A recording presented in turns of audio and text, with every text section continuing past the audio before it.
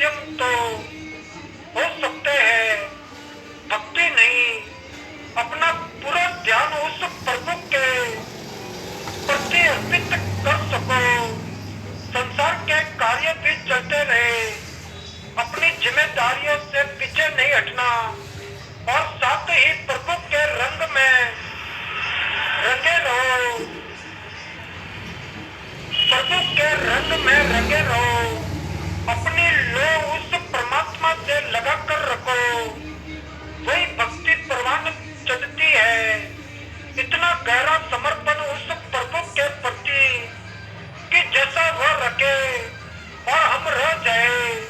जो परिस्थितियां सामने है, प्रतिकूल को भी अनुकूल मान कर सहर्ष स्वीकार करे और जहां वह ले जाए जा सके, तभी प्रभु के प्रति प्रेम प्रतिबिंबित होता है। और सतगुरु हमें उस ऊंचाई तक लेकर जाते हैं जिसके बाद कुछ जानना बूझना बाकी नहीं रह जाता। उस प्रेम गंगा में डुबकी लगाने के बाद अपनी सारी मैं समाप्त मैं कौन मैं क्या कुछ भी खबर नहीं, तब उसी पारदर्शिता में भगवान के दर्शन होते हैं।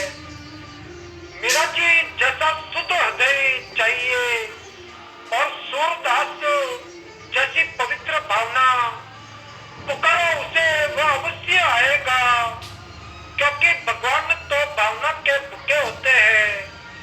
मरने के बाद भी उन पवित्र आत्माओं का नाम दुनिया में रह गया। और मीरा जी के न कोई संतान थी, न कोई शिष्य, अपनी ही धुन में रहती, अपने प्रभु की भक्ति में लीन कर दिया। स्वयं को आज भी मीरा का नाम आते ही प्रेम की लहर दौड़ जाती है। हृदय में ऐसी ही लहर पैदा करो भक्ति की। कोई कार्य कठिन नहीं है, भगवान को पाना कोई कठिन कार्य नहीं है। इसी घर गृहस्थी के बीच रहते हुए भी आप प्रभु को पा सकते हो। बस अपना समय का निर्धारण ठीक करना होगा और स्वयं यह को अपने निर्देशक, अपने सतगुरु को समर्पित करके उनके निर्देशों का अक्षरशः पालन करना होगा। आपकी भक्ति सफल अवश्य होगी और प्रभु की निकटता प्राप्त होगी। जब तब भावना शुद्ध नहीं होगी, मर्यादित नहीं होगी, तो प्रभु को प्राप्त नहीं कर सकोगे। सतगुरु एक हाथ स्वयं पकड़ेंगे और दूसरा हाथ भगवान को पकड़ा देंगे। बहुत सागर पार कर जाओगे और यही मुक्ति का उपाय भी है और जीवन का लक्ष्य भी है। जय जय श्री सर्व अवतारी सर्व पूज्य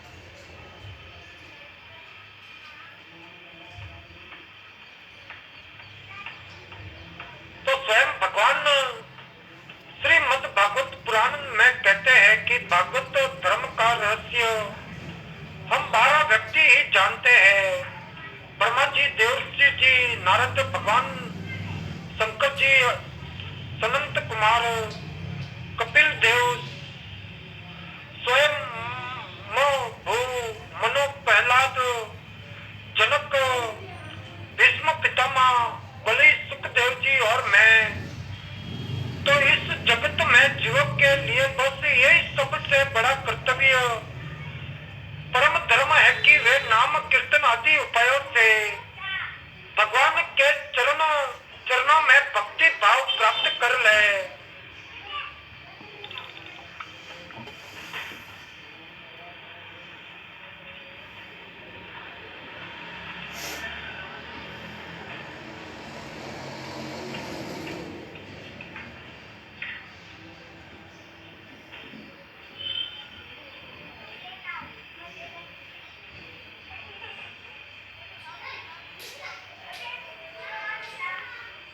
तो यमदूतों ने जैसे जान या अनजान में ईंधन अग्नि का स्पर्श हो जाए तो वह भस्म हो ही जाता है, वैसे ही जानबूझकर या अनजान में भगवान के नामों का संकीर्तन करने से मनुष्य के सारे पाप भस्म हो ही जाते हैं।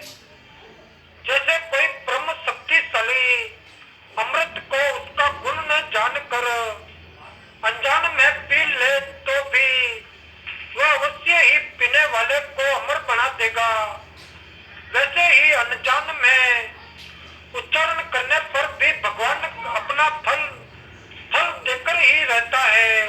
तो श्री सुखदेव जी कहते हैं कि राजन, इस प्रकार भगवान के पार्षदों ने भागवत धर्म का पूरा निर्णय सुना दिया और अजामिल को यमदूतों के पास से छुड़ाकर मृत्यु के मुख से बचा लिया। प्रिय परीक्षित पार्षदों की ये बात सुनकर यमदूत यमराज के पास गए और उन्हें ये सारा वृतांत ज्यों का ज्यों सुना दिया कि अजामिल यमदूतों के फंदे से छूटकर निर्भय और स्वस्थ हो गया। उसने भगवान के पार्षदों के दर्शन जनित आनंद में मगन होकर उन्हें सिर झुकाकर प्रणाम किया। निष्पाप परीक्षित भगवान के पार्षदों ने देखा कि अजामिल कुछ कहना चाहता है, तब वह सहसा उसके सामने ही वही अंतर ध्यान हो गए। इस अवसर पर अजामिल ने भगवान के पार्षदों से विशुद्ध भागवत धर्म और यमदूतों के वेदोक्त सब गुण प्रवृत्ति विषय धर्म का श्रवण किया था। सर्व पाप हरि भगवान की महिमा सुनने से अजामिल के हृदय में शीघ्र ही भक्ति का उदय हो गया। अब उसे अपने पापों को याद करके बड़ा पछतावा होने लगा। अजामिल मन ही मन सोचने लगा कि अरे मैं कैसा इंद्रियों का दास हूँ। मैंने एक दासी के गर्भ से पुत्र उत्पन्न करके अपना ब्रह्मांड नष्ट कर दिया और ये बड़े दुख की बात है, धिक्कार है। मुझे बार बार धिक्कार है कि मैं संतों के द्वारा निंदित हूँ, पापात्मा हूँ। मैंने अपने कुल में कलंक का टिक्का लगा दिया। हाय हाय, मैंने अपनी सती एवं अबोध पत्नी का परित्याग कर दिया और शराब पीने वाली उल्टा का सत्संग किया।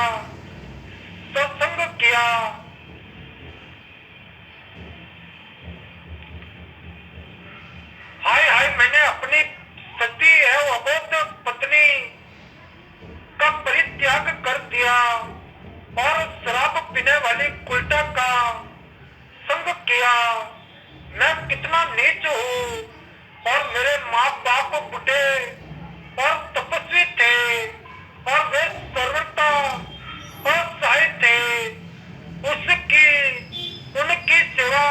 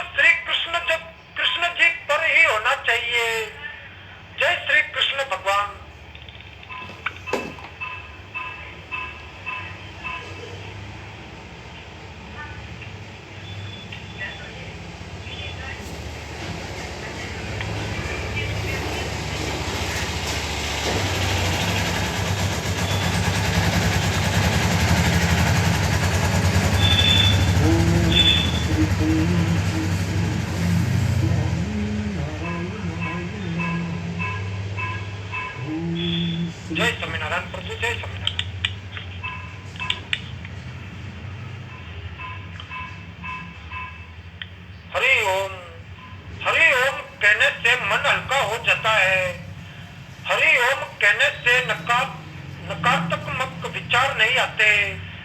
हरि ओम कहने से पीड़ा शांत हो जाती है। हरि ओम कहने से खुशी उमड़ पड़ती है। हरि ओम कहने से गम कोसों दूर चले जाता है। हरि ओम कहने से मान सम्मान बढ़ जाता है। हरि ओम कहने से ताजगी का एहसास होता है। हरि ओम कहने से बिगड़े काम बनते हैं और हरि ओम कहने से भजन सुमरन समबुद्धि समुद्री आती है। हरि ओम कहने से मानसिक बल मिलता है। हरि ओम कहने से मोक्ष और मुक्ति मिलती है। हरि ओम कहने से हर सपने साकार होते हैं। भक्त का प्यार एक चमत्कार। एक लड़की थी जो श्री कृष्ण जी की अनन्य भक्त थी। बचपन से ही श्री कृष्ण भगवान का भजन करती थी, भक्ति करती थी। भक्ति करते करते बड़ी हो गई और भगवान की कृपा से उसका विवाह श्री धाम वृंदावन में किसी अच्छे घर में हो गया। विवाह होकर पहली बार वृंदावन आई, पर नई दुल्हन होने की वजह से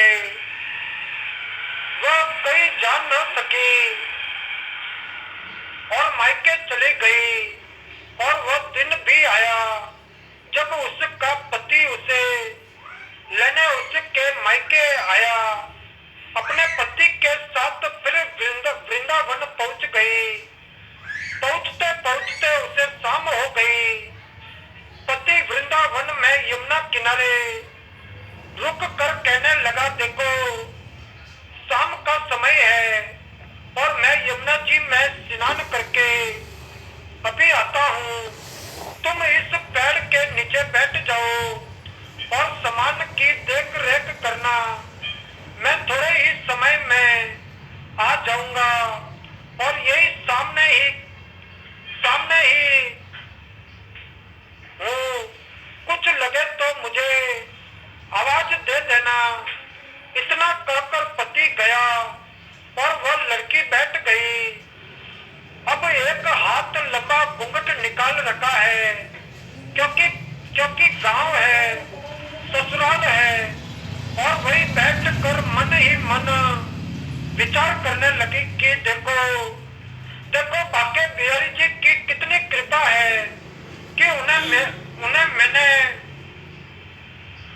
मैंने बचपन से बजा और उनकी कृपा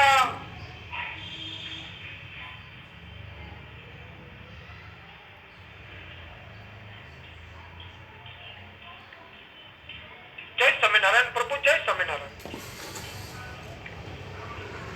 कि उनकी कृपा से मेरा विवाह भी श्री धाम वृंदावन में हो गया। और मैं इतने वर्षों से ठाकुर जी को मानती हूँ, परंतु अब तक उनसे कोई रिश्ता नहीं जोड़ा। फिर सोचती है कि ठाकुर जी की उम्र क्या होगी। लगभग 16 वर्ष के होंगे। तो मेरे पति 20 वर्ष के हैं। उनसे थोड़े से छोटे हैं। बच्चों की बीमारियों का इलाज आप मेडिकल स्टोर पर। मेरा विवाह भी श्री धाम वृंदावन में हो गया। मैं इतने वर्षों से ठाकुर जी को मानती हूँ, परंतु अब तक उनसे कोई रिश्ता नहीं जोड़ा। फिर सोचती है ठाकुर जी की उम्र क्या होगी। लगभग 16 वर्ष के होंगे और मेरे पति 20 वर्ष के हैं और उनसे थोड़े से छोटे हैं। इसीलिए मेरे पति के छोटे भाई की तरह हो और मेरे देवर की तरह। तो आज से ठाकुर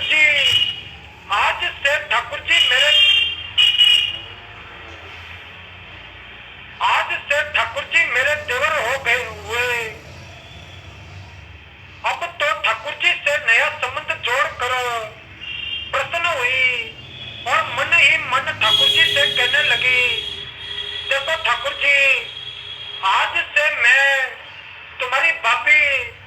और तुम मेरे देवर हो गए। अब वह समय कब आएगा जब तुम मुझे बापी बापी कहकर पुकारोगे। इतना सोच रही थी तभी एक 10 से 15 वर्ष का बालक आया और इस लड़की से बोला कि बापी बापी। लड़की अचानक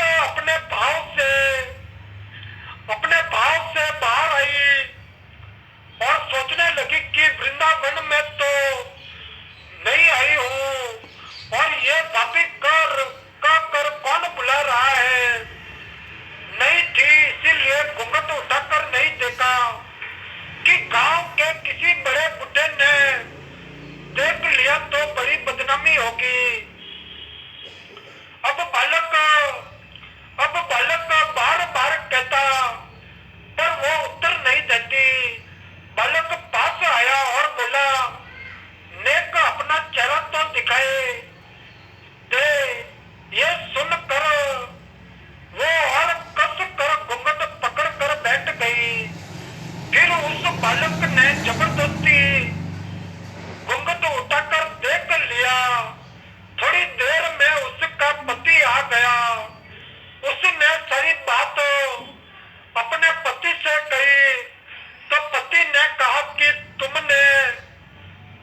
तुमने मुझे आवाज क्यों नहीं की। वो बोली, वो तो इतने में भाग ही गया था, बस मैंने उसका चेहरा देखा। पति बोला, चिंता मत करो, वृंदावन बहुत बड़ा थोड़ा ही है। कभी किसी गली में लड़का मिल गया तो हड्डी पसली एक कर दूंगा, फिर कभी ऐसा नहीं कर सकेगा। और तुम्हें कहीं दिखे तो मुझे जरूर बताना। फिर कुछ दिन बाद उसकी सास ने अपने बेटे से कहा कि बेटा देख, तेरा विवाह हो गया है और बहू मायके से भी आ गई है। तुम दोनों बाके बिहारी जी के दर्शन के लिए अभी तक नहीं गए हो। कल जाकर बहू को दर्शन करा कर ले आना। अगले दिन दोनों पति पत्नी ठाकुर जी के दर्शन के लिए